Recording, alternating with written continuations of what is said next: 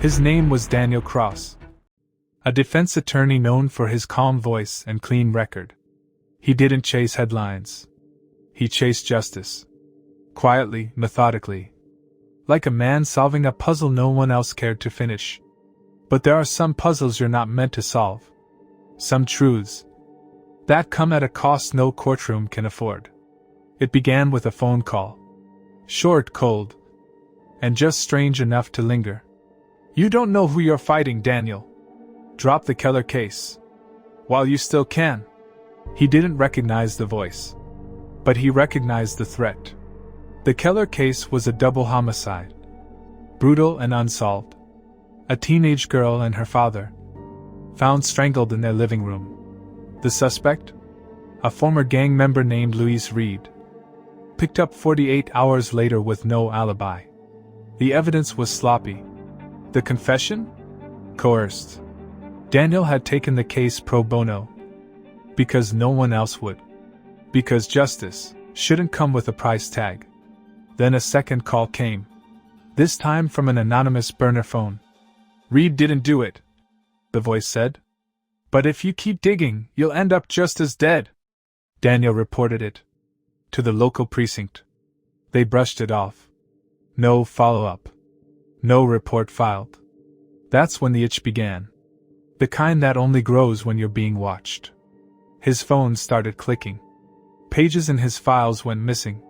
He came home one night to find his window open. His laptop untouched. But a cup of coffee, half full, sitting on the kitchen table. He lived alone. Daniel wasn't paranoid. But he wasn't naive either.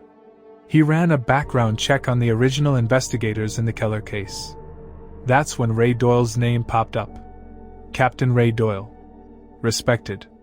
Decorated. Too clean for someone who used to patrol the worst blocks in Eastwick. And there it was. In the old court records. A man named Victor Kane. Once charged in a federal racketeering case. Walked free thanks to testimony. Protected by Captain Doyle. Victor Kane. Now a real estate developer. Donor to the mayor's office. And if Daniel was right, still running the Mafia under a new name. Everything started to fit. Too well. Like a puzzle with blood on the corners. Daniel couldn't shake the feeling that every step forward pulled him deeper into a trap. But he had to try. He started following Doyle's routine. Every day. From dawn to dusk. The same streets. The same faces. He noticed the way officers lingered outside Kane's office building. Watching, waiting. Like guards outside a castle. One evening, he tailed Doyle to a downtown bar called the Silent Bar. A quiet place. The kind where deals are made over whispers. And no one asks questions. Inside, the haze of cigarette smoke mixed with low jazz notes. And the smell of whiskey. Doyle sat at the corner table. But he wasn't alone. Victor Kane joined him. Their handshake firm. Their eyes cold and calculating. Daniel pulled out his phone. Started recording. The bar was loud enough to mask the mic. But the tension in their voices was clear. Victor Kane said, "Your men need to make the disappearances look clean. No loose ends, Doyle." Doyle nodded. Understood. The department's in line. They won't stop us. Daniel's hands clenched. This wasn't just a case of corruption. It was an organized crime syndicate. Embedded deep inside law enforcement. The next morning, Daniel met Eli Grant, the journalist, at a coffee shop 2 blocks from the courthouse. "Eli, this goes beyond the Keller case," Daniel said. "They're covering up murders. The police and the Mafia are working hand in hand." Eli raised an eyebrow, skeptical but intrigued. "Do you have proof?" "Not yet," Daniel replied. "But I'm watching them.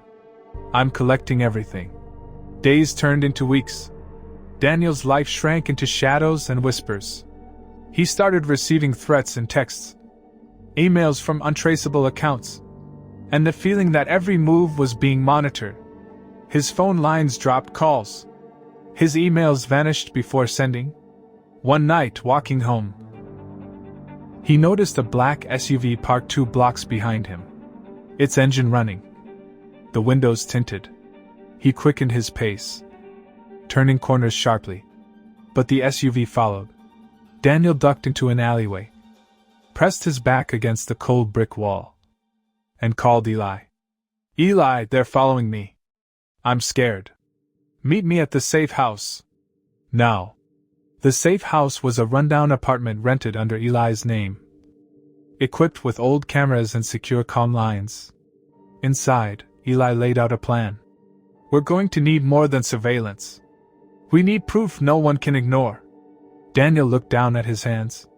He knew what that meant. Breaking the law to catch the lawbreakers. Daniel knew crossing that line was dangerous. But it was the only way forward. He borrowed a burner laptop from Eli, a tool built for secrecy, and started hacking into police servers.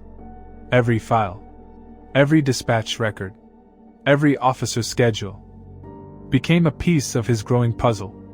Days passed in a blur of codes and cold coffee.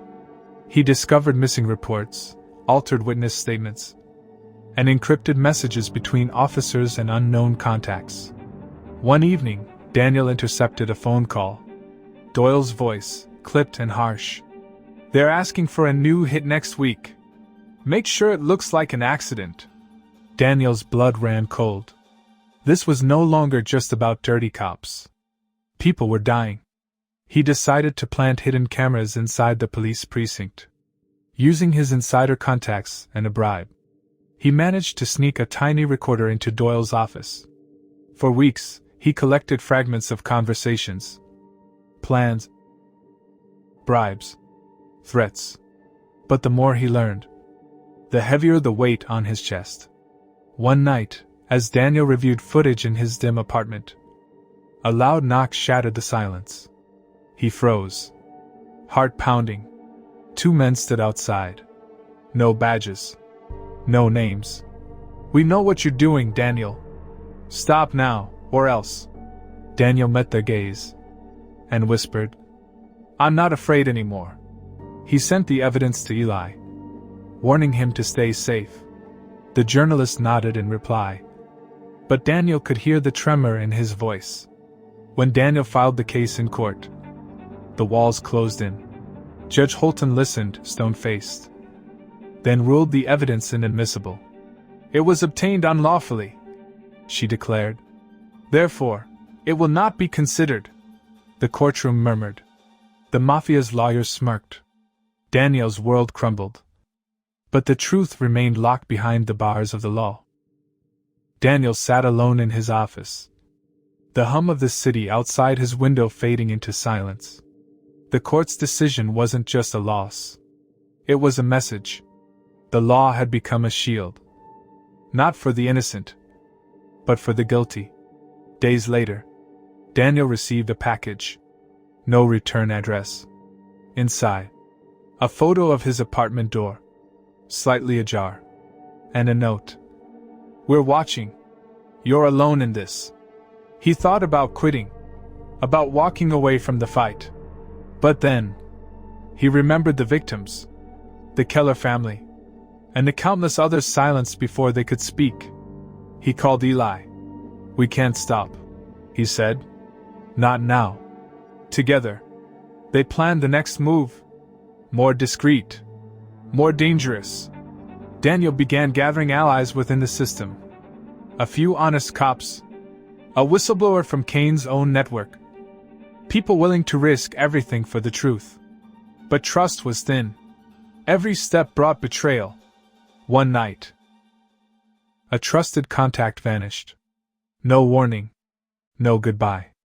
Daniel found his car burned in an alleyway. No evidence left behind. Fear was no longer an option. He started carrying a gun. For protection. For survival. The line between right and wrong blurred. And Daniel found himself standing on it, balancing with every breath. His phone rang. The voice was cold. Familiar. "Judge Holton. Mr. Cross. You're playing a dangerous game. Stop now, or there will be consequences." Daniel didn't respond. He never would. Daniel's world had shrunk to whispers and shadows. But his resolve burned brighter than ever. He worked late into the night, piecing together the fragments of his fractured case. With Eli's help, he published an underground report, detailing the corruption, the collusion, the silence of the law. The story spread like wildfire, but the powers behind the curtain remained untouched.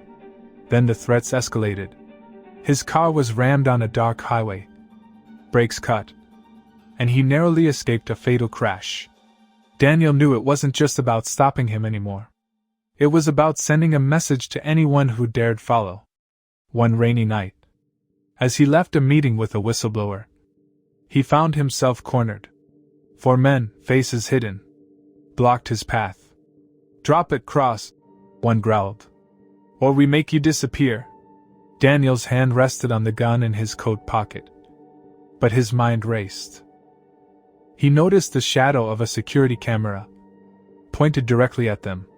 Quickly, he pulled out his phone, started recording.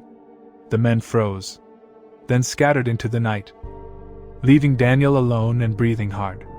But the moment was fleeting. The next day, the whistleblower's body was found, staged as a suicide. But Daniel knew better.